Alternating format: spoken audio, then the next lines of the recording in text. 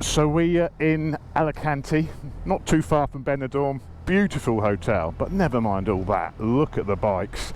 This is the new Honda CB1000 GT, and sort of taken the market by a bit of surprise, this one, hasn't it? I wasn't expecting it. It was announced only a couple of weeks ago, and I'm lucky enough to be on the launch of this fine steed. So without further ado, let's jump on and I'll tell you all about it. The Honda Hornet burst onto the scene last year to universal applause. Basically the Beyonce of budget nakeds, and promptly it rewrote the rulebook on what a 10 grand hooligan machine could do. For 2026, Honda's decided that wasn't spicy enough, so they've taken the same stinging DNA and morphed it into a GT version aimed squarely at shaking up the sports touring world. Think of it as the Hornet that's grown up a bit but still absolutely refuses to behave. We're talking electronic suspension, cruise control, a punchy 150 horsepower, and ergonomics comfortable enough to keep your backside cheerful for hours. Plus Honda's chucked in panniers, keyless ignition, heated grips as standard, all for a price tag that screams, wait, is this actually a typo? At under £12,000. But specs are just bragging rights on paper. What you really want to know is, does it actually ride like a proper sports tourer? Has Honda genuinely put the sport in sports touring, or is this thing all talk and no trousers? Well, let's find out.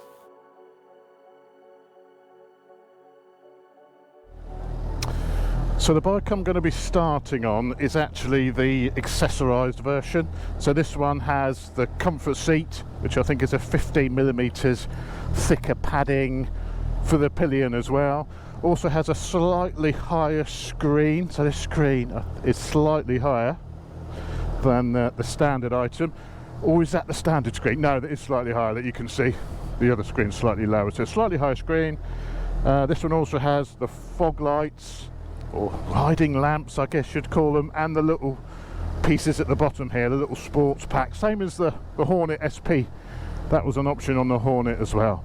But as an ex-Honda SP owner, I know this platform very well, you know, and I was quite public about the things. Being a larger guy, you know, I'm 6'2", 20 stone, I found the Hornet SP a bit too cramped, so I'm really interested to see what the situation is with the GT. Obviously it's got the same frame, but the subframe has been reworked and it's been made longer. They've added some additional bracing to reduce vibrations, to make it a little bit smoother.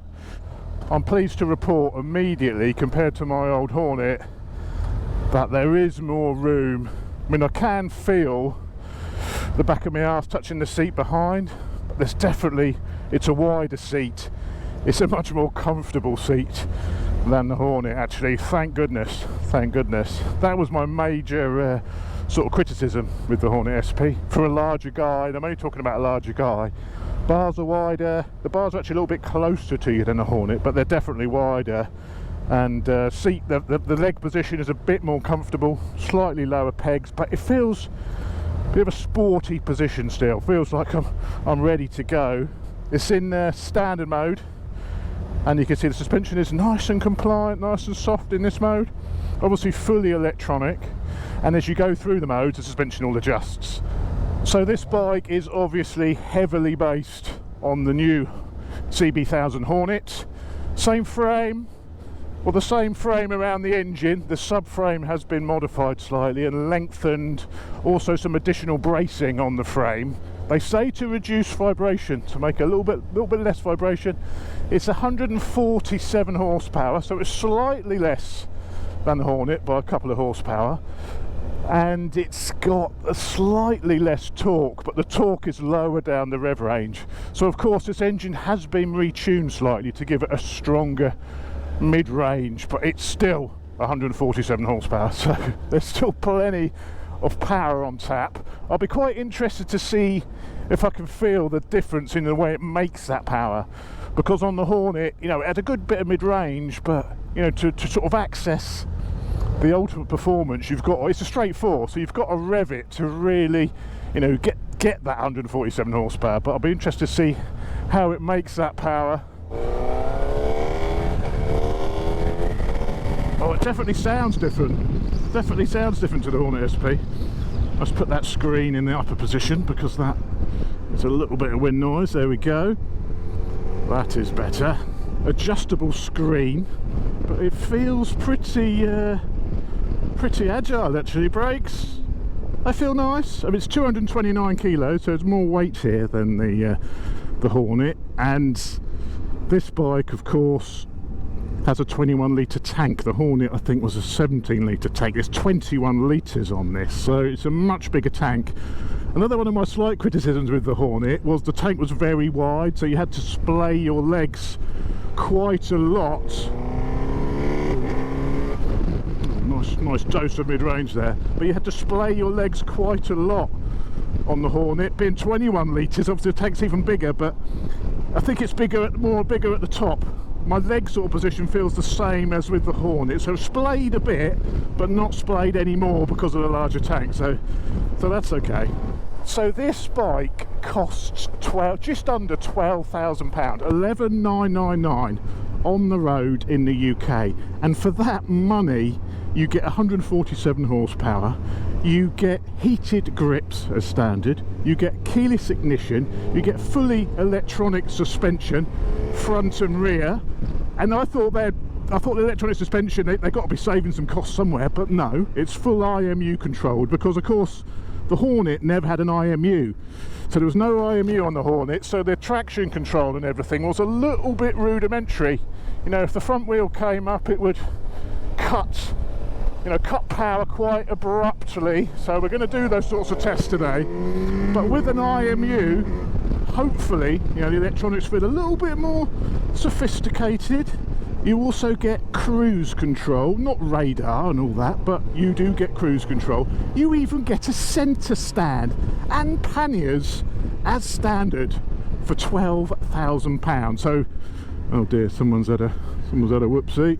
But yeah, it definitely feels exciting, and I'm really pleased to say, even in just sort of the normal mode, this is the standard mode, getting really good feedback from the actual tarmac. You know, some of these electronically suspended bikes, you lose a little bit of that feel from the tarmac, but straight away I can feel what's going on beneath me, which you absolutely need. It's got a decent amount of mid-range as well. I have to say, that's there's more than enough there. I was a bit worried, you know, being a straight four, sometimes to access all that performance you can only thrash it, and then you're going too fast for the road. But that's a decent amount of pull there. I can't wait to get it around the upper echelons of the rev range and see what she can do under full power. But before we even hit any twisties, I'm really liking the feel of the bike, and I'm so pleased that there's lots of room in it. I could certainly, you know, that was the biggest, that's why I sold my Hornet, just because it was a bit too cramped for a larger rider. And I'm very, very pleased to say the GT has addressed that. Feels much more comfortable, much more comfortable. This bike's unbelievable. Already, I can tell you, for £12,000, this thing is unbelievable value. Unbelievable value. But I mean, this thing's got an IMU, this thing's got cruise control, this has got electronic suspension for that money. You know, really good electronic suspension, all built into the IMU, so it's even got stroke readings in the fork to measure how much fork travel's being used. That integrates with the IMU, so it knows the pitch of the bike. And it's also got, you know, you can adjust the preload as well. So you've got electronically adjustable preload on the rear and manual preload on the front. So you do have a manual option on the front. Right, I'm gonna let's get it in sport mode already. The beauty of electronic suspension on this sort of bike is, of course, if you want to get sporty, put it in sport mode. But if you want to just settle down and relax, you can then knock it back into something more appropriate, you know, with the tour modes to soften things up. So on a long distance, electronic suspension is great, and of course the way this works, because it's all built into the IMU, built into it registers the speed of the front and rear wheels as well to see what they're doing. And so if you're going faster, it'll obviously stiffen, so the compression and rebound dampening will increase to give you more stability at higher speed. So it's doing all of those changes, and you know, it's ridiculous. They say, by the time you've blinked, the bike has made 5 adjustments to your suspension, so they're calling it sort of real-time suspension adjustment. But they always say that, don't they? Let's get out of town, let's hit some twisties and see what this thing's like in full lean. Yee-haw!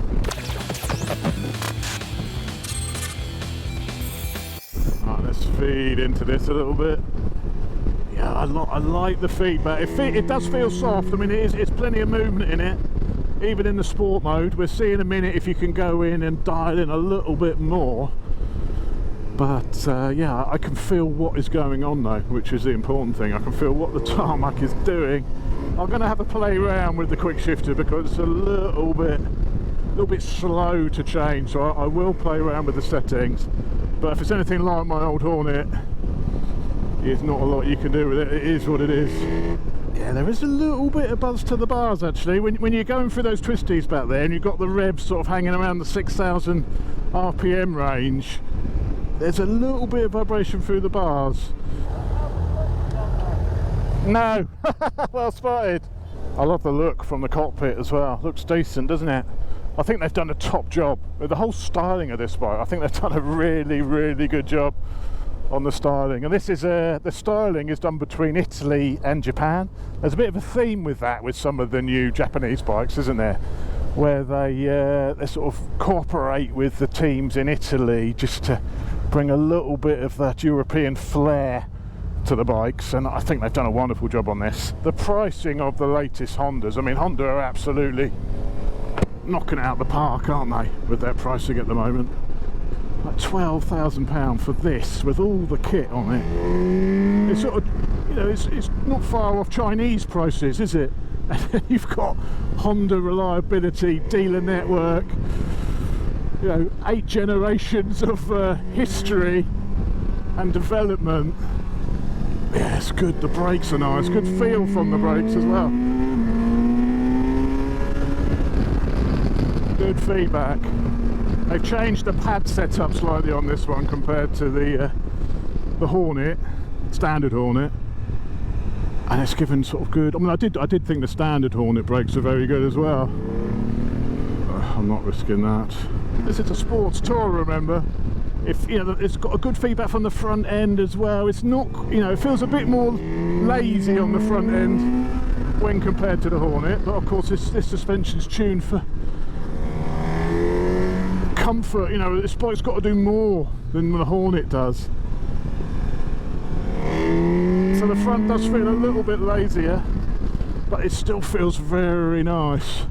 And what is most impressive is the feedback from the road on an electronically equipped bike. I think the feedback is superior to my my GX, I have to say. Comes with Michelin tyres, Michelin Power 6s, so decent rubber as well. Oh yeah, a low-hanging buff.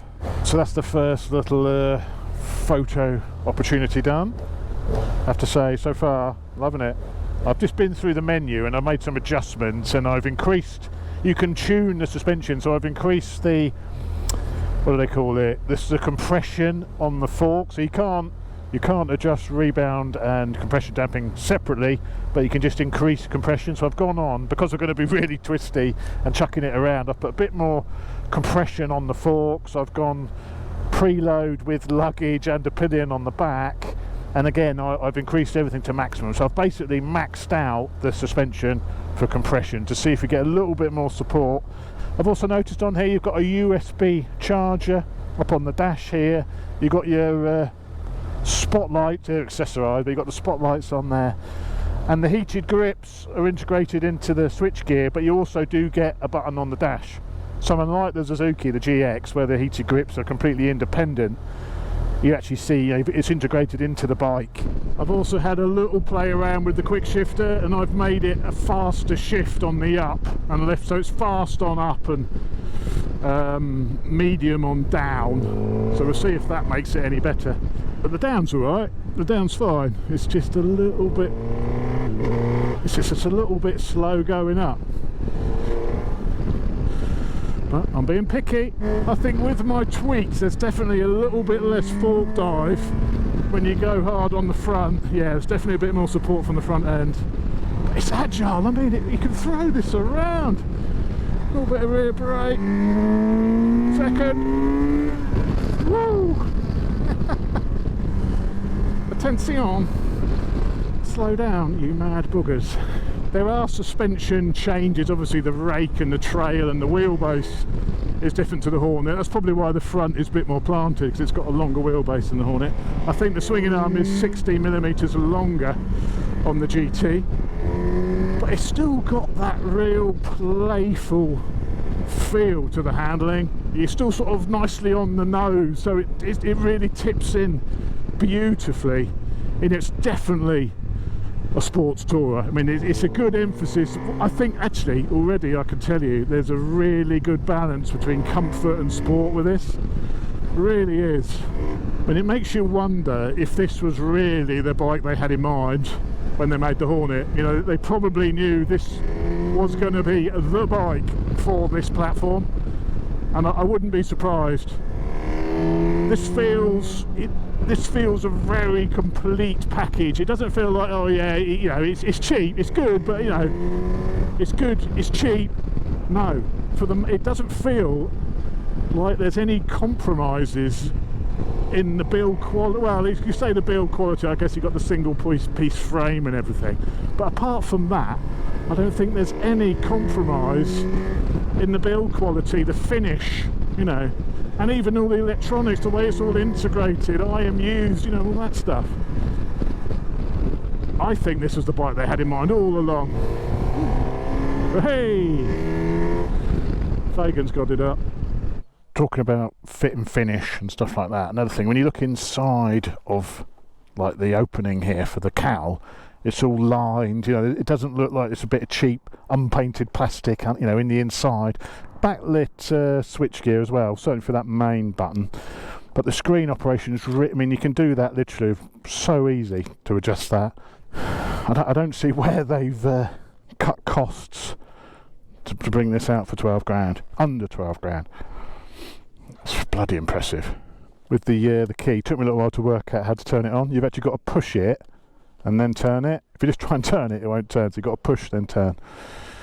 I won't tell you how long it took me to work that out. And on these launches, you know, it's not really reflective of what it's going to be like to ride one of these in the UK.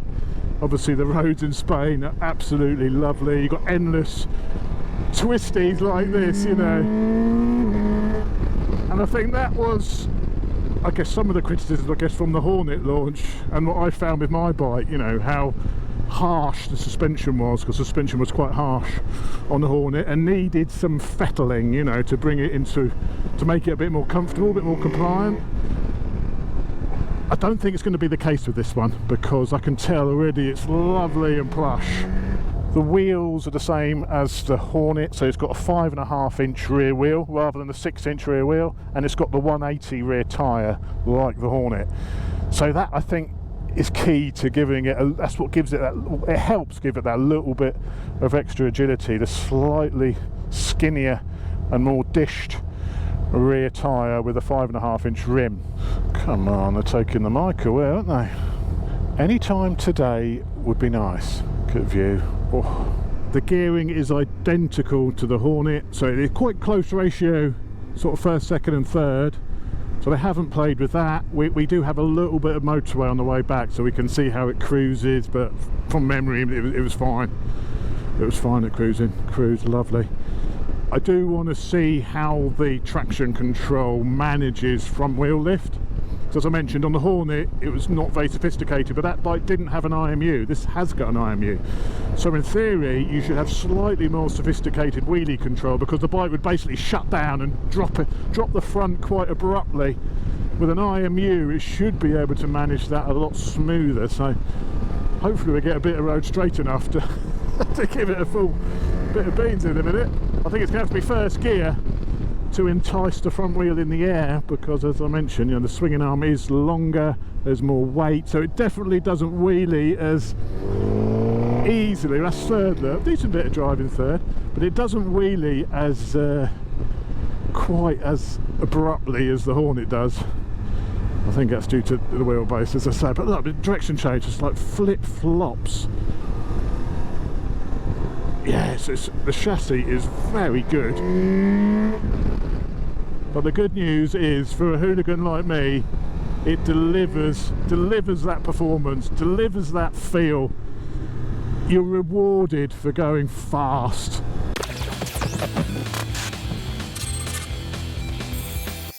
Yeah, just chatting with everyone over pain au chocolat. Everyone's got the same opinion. It's definitely got the sports credentials. The front end is lovely, but they've retained that feel from the tarmac. You know, that feedback that you can really duck where you've seen where you can chuck it around the corners. It's absolutely got the sports credentials. It doesn't have the exhaust valve. You know, the SP has the valve and the exhaust. This is sort of a base Hornet exhaust system, so it doesn't have the valve. Also comes with a horn as standard. Also has self-cancelling indicators as well, which the Hornet never did. So self-cancelling indicators. It's got sat-nav integration with turn-by-turn navigation with the Honda app. So I don't think there's anything this bike is missing over the competition, which is significantly more expensive. It's Chinese prices with Japanese reliability, resale, dealer cover, warranty. I think you can even have a 6-year warranty as well. But there's plenty of drive there. I mean, straight fours, you've got to realise it's not a big V-twin or a V4. You've got to use the revs to find the performance. And they're all the same. You know, all of the GT bikes based on straight fours. The Versys, the GX, and this. I think that's it, isn't it? That's all your. And the XR, of course. The XR, I have to say, does deliver a little bit more pull through the gears. There's definitely more of a punch in the mid-range on the XR. I'd say this feels equivalent to sort of the GX, a standard GX, because mine's been mapped and stuff. So the pull feels equivalent to my GX, let's say, and similar to the Versys as well. But the XR definitely does have a little bit more in the mid-range and bottom end. But yeah, what are you going to pay for a fully equipped XR? Nigh on 20 grand for a similar spec to this. So completely different ballpark. But you do have to use the revs. It means you do have to leave it in a lower gear, you know, if you want to really get shot out of the corners. I did a track day at Anglesey on my Hornet SP. There's a video to follow on that. That was done earlier on in the summer. And I really struggled with the snatchy throttle sort of mid revs, and I actually ended up dropping it back into, well, I tried the rain mode at one point because I was getting that fed up with the snatchiness. They say they've worked on that for this. They've worked on the throttle response, and it is definitely better than the Hornet. It's not got quite the same shove as the Hornet, but you know, it's still got a lot of go. The Hornet does respond well to a bit of tuning, so you know, this would be the same. So a pipe and a tune, you're probably going to get another 10-15 horsepower out of it. It's got a slipper clutch, obviously. It's very nice. The blipper's very nice, actually, up and down on the blipper. So I'm down to first gear now to get maximum drive. Ooh, I got that bit wrong. Got that bit wrong. Pull. The brakes are really, really nice. Loads of feel, both front and rear, which is exactly what you want on a sports machine, isn't it? You need that brake confidence to push on. Oh, there's a bit of Tesla suspension. Oh, I just swallowed that up as well. Absolutely swallowed it up. It's got Showa electronic suspension, but it's not got the Skyhook system. Remember the Skyhook system? Like on the GX, whereby it'll try and keep the bike level. I don't think it's Skyhook, but it's still a very sophisticated system. You can tell it's been retuned. It's not quite that sort of absolute smack of power at the top. You can tell it's, it doesn't kick in quite so aggressively as the Hornet. I think around sort of 6 grand is where you've got that power coming in. But it really does dance through the twisties.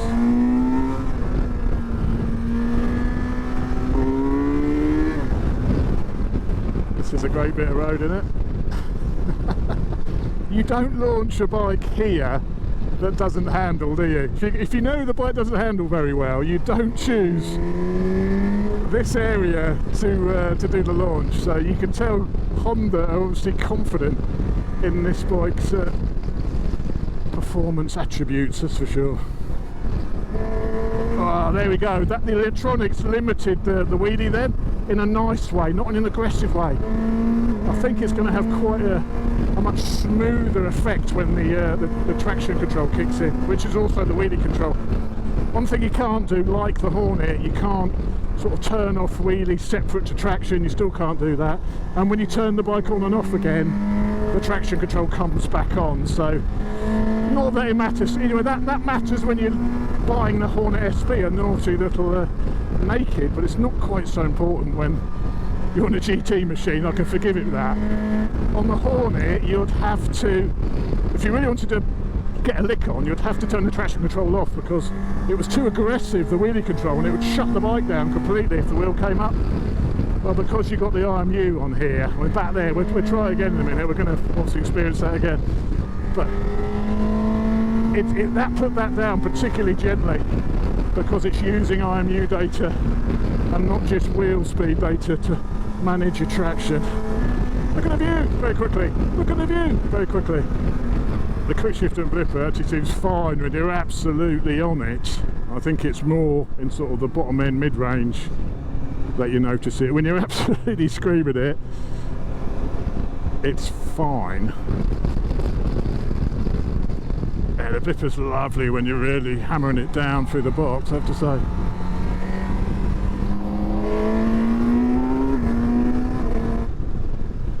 This is absolutely awesome. It's snowing at home. It's snowing in Bristol today. We'll go first here. We want full power coming out of these corners. Camera's touching the ground. So it's been a fantastic day riding this bike today. I mean, you've heard my review on board, you know, it's an incredible bike. If this bike cost £15,000, I'd still be impressed with it. The fact that it costs £12,000 is just absolutely incredible. I mean, what Honda's included on it is amazing. I mean, I thought, you know, the Hornet is a great bike, but you can sort of see where Honda's cut corners a little bit to bring it out of 10 grand. You know, let's say you've got the one-piece frame, which you do have on the GT as well. There's no IMU on the Hornet, so the traction control is quite rudimentary.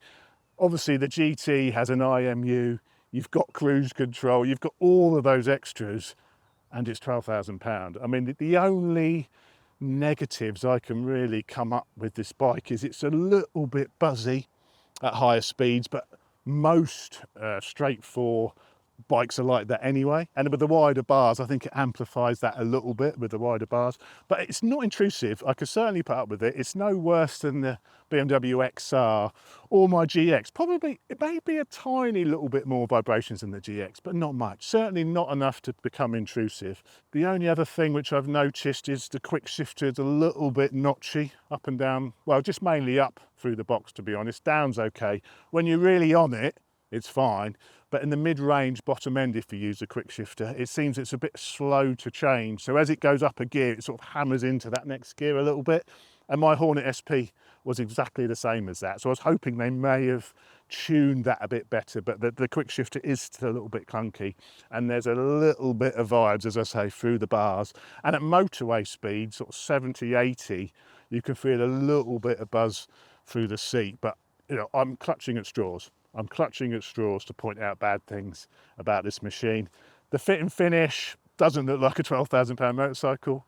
You know, it's incredible what Honda's done for £12,000 with this machine. I can't wait to put this up against my GX, because these are going to arrive in the dealers, I think April March time next year, and as soon as they've got them on the fleet, I want to do a comparison with my GX and perhaps maybe the Versys 1100 or the XR, because what I found with this bike, the sports part of the ride, it's one of the sportiest GT machines out there. The feeling you get through the tyres and through the suspension is, well, it feels like a full-on sports bike. You know, you've got that feel, and you sometimes don't get that with electronic suspension. So the fact that Honda's retained that feeling from the road is really quite amazing. The front end is lovely, the brakes are progressive, lots of bites. You're never left wanting. The fact that Honda's managed to bring this out for £12,000 is just incredible. And like I said, if this costs £15,000, it will still be a great bike. I mean, the Hornet was great because it was 10 grand, everything you got for £10,000. You could see where they'd saved a little bit of money. On this, you can't really see where they saved any money. It's absolutely incredible. And I think Honda have really shaken up the market with this bike. So what we need to do is get it back to the UK, see how the suspension handles our UK potholed roads. Obviously around here, the roads are fantastic and so smooth. You know, you're not hitting potholes. I've had it in the fully sporty setting, and then I've gone in and customized it and made it even stiffer, and it feels perfectly plush. Whether that will still feel perfectly plush when we get home on the UK roads, that's to be tested. So what we're going to be doing is doing a group test with this and my GX. Probably the Versys 1100 as well, because they're the straightforward. Maybe the XR, maybe we'll do a four-way test with the XR, the GX, the GT and the Versys 1100 to see which is the ultimate GT machine. So if you're interested in that, don't forget, subscribe, like, all that jazz, and I'll see you in the next one. Cheers, guys.